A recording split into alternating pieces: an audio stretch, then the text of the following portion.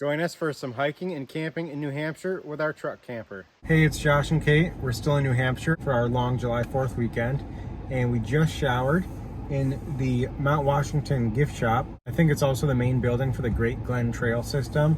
The showers were really good, and it was $1.50 per shower, and we each had a 9-minute shower. Now we're headed to Zealand Campground because we want to hike Mount Hale tomorrow, and that's near there. And I think that's about 40 minutes away. Across the street is the Mount Washington Auto Road entrance, and it seems to have been pretty busy up there today. You can see we're right in between Gorham and Jackson, and we just stopped for a minute to get our photo near the White Mountain National Forest sign.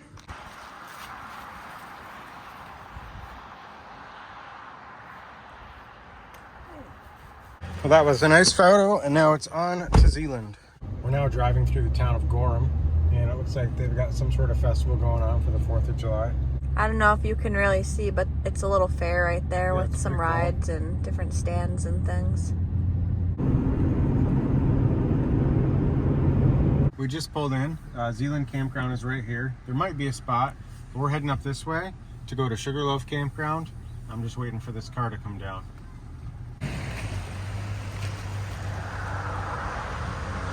So right here on the right is the first Sugarloaf Campground area, but we're gonna check out the second one first. And then you can kind of see the other loop is down here.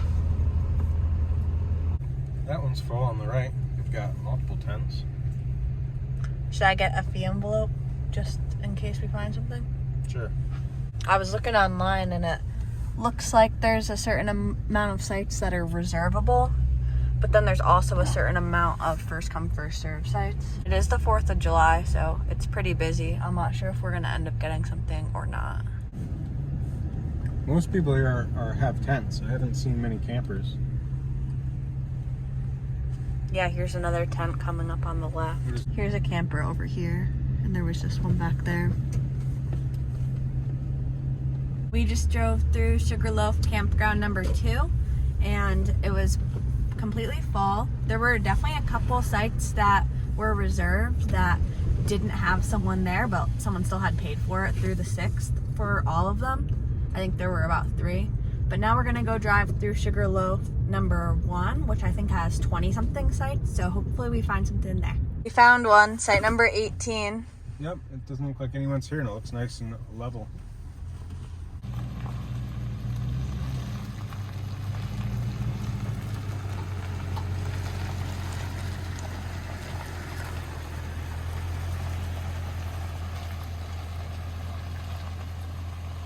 So we'll be at site number 18. I just need to fill out the little pay envelope.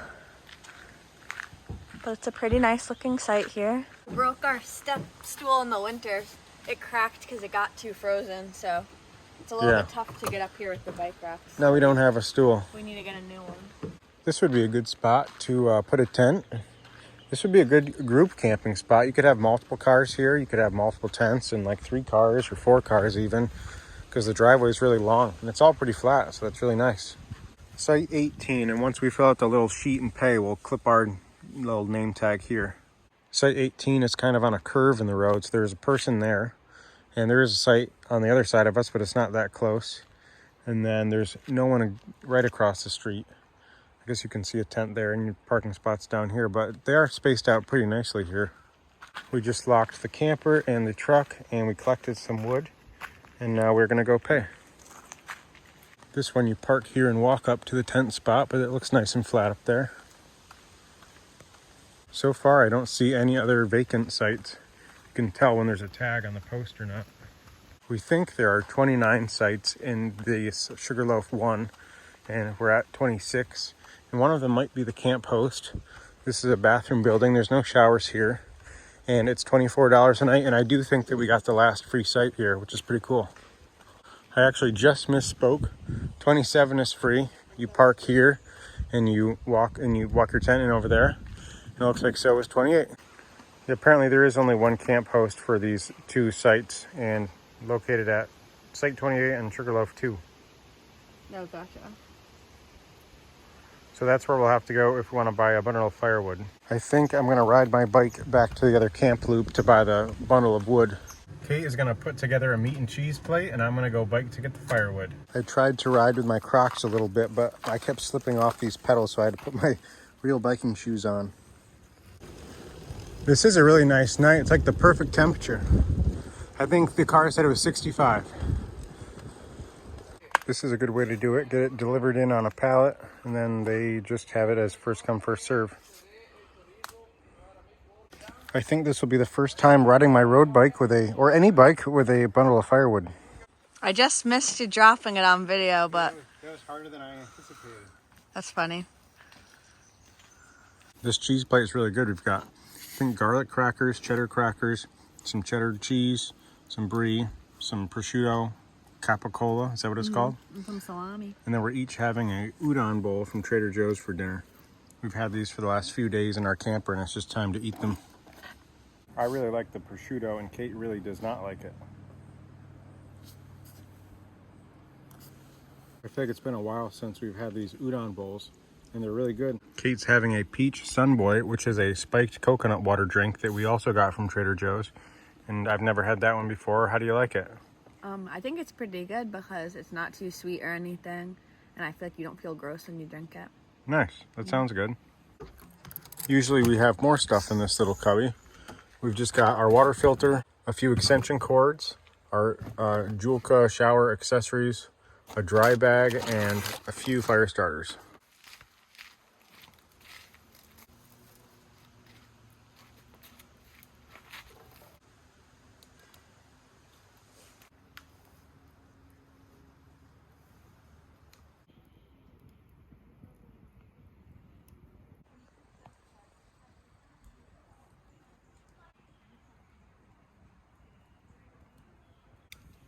I wish I had our axe with us to make these pieces a little smaller, but I guess I'll have to remember to put it in the camper for the next trip.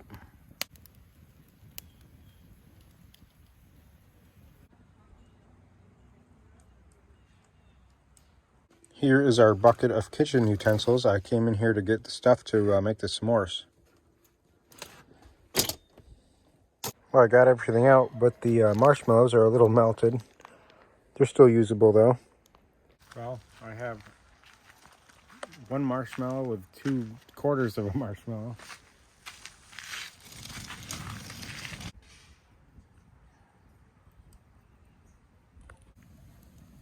I think I'm going to be the first one to burn mine or have mine fall off. How is it? Mine was super good, but very messy as always.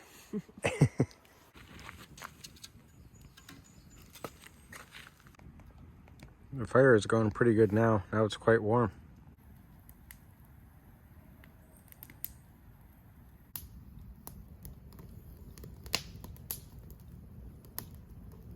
We're still just hanging out by the fire. Kate's reading right here.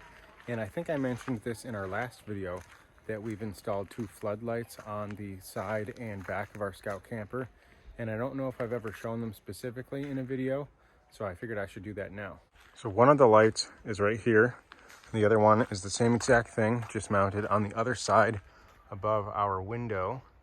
And they are from a company called Super Bright LEDs. And I don't know, I forgot if they're like a 14 or a 16-inch light, probably 14.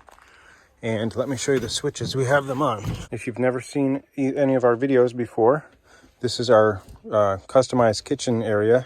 We've got the sink there. It's an Amazon brand one. We've got the Dometic cooktop here. And while they are very similar, they're not exactly the same, but they still look pretty good. We've done the fake tiles back here, paper towel holder, little mirror, as well as a 3-cubby clothes storage. And this is where I keep my clothes. And then Kate has this one. Then she also keeps her clothes in this drawer down here. These lights around the camper are just little LED USB powered lights. We had to take them down and put them back up recently when we did the wiring for the lights.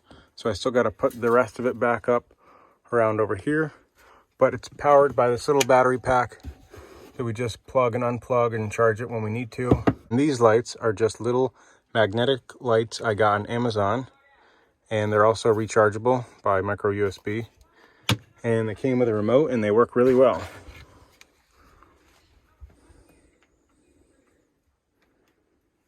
Getting back to the other lights, these are the switches right here. This one is the rear light and this one is the side light. So, side light, rear light, and I'm gonna leave them both on and show you what it looks like from outside. I know it's not that dark yet. It's probably like 8:40, but it is July 4th, so still light out late. You can see they are pretty bright, even though it's still light out, and they do throw a wide array of light. This is the path down to the bathroom, and I know it's probably not showing up that good on camera, but it's still pretty bright even down there. I've had these lights for a while, and I forgot how much they were. They really weren't that expensive. I think it was like $30 a light. And then the switches, I think, were another $7 a piece. But that's not bad, and we do have another one to add over here. We just haven't done it yet because the awning used to be up there, and we took that down. So it wouldn't have been possible with the awning. But we also want to figure out what we want to do for the wiring for the back of the light, because on this side the wiring is covered and in the back the wiring is covered, but over here we would have to make the wiring look nice. But we've been very happy with them. You don't really need them here since we're at like a established campground, but they are really nice when you're just on state forest land and you're not really around anything and you want to be able to see what's around you. I think we're going to continue enjoying the fire until it dies out and then head to bed kind of early tonight, because we want to get up at a decent time and hike Mount Hale tomorrow. That's a New Hampshire 4,000 foot peak. So that's it, and I'll see you in the morning.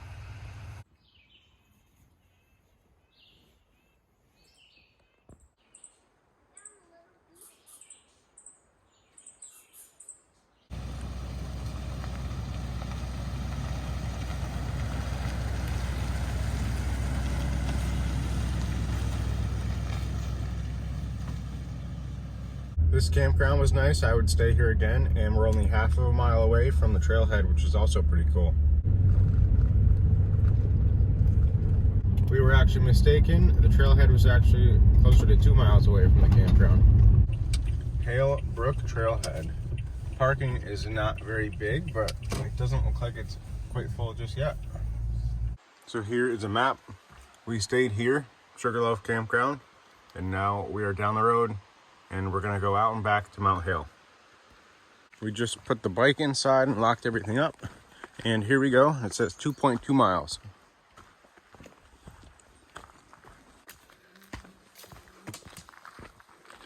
Compared to yesterday, there's zero wind and the trail itself feels a lot more dry, but overall it's a lot more humid out. So because of that, I feel like there are a lot more bugs flying around us.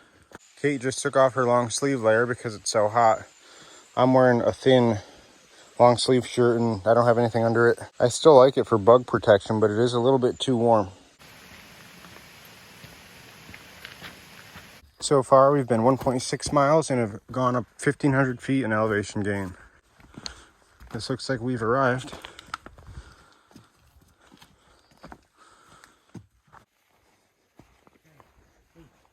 This would be a really good spot for a fire tower. You made it all the way to the top. I did, and there's no marker up here that I can see. It's a little bit buggy up here, but not too bad. It's pretty bright. It took us 1 hour and 46 minutes to come up here, and it was 2.2 miles, but I've been walking around, so now I've got 2.3 miles. The elevation gain was 2,232 feet, according to my watch. I think that's going to be it for today, and as always, thanks for watching.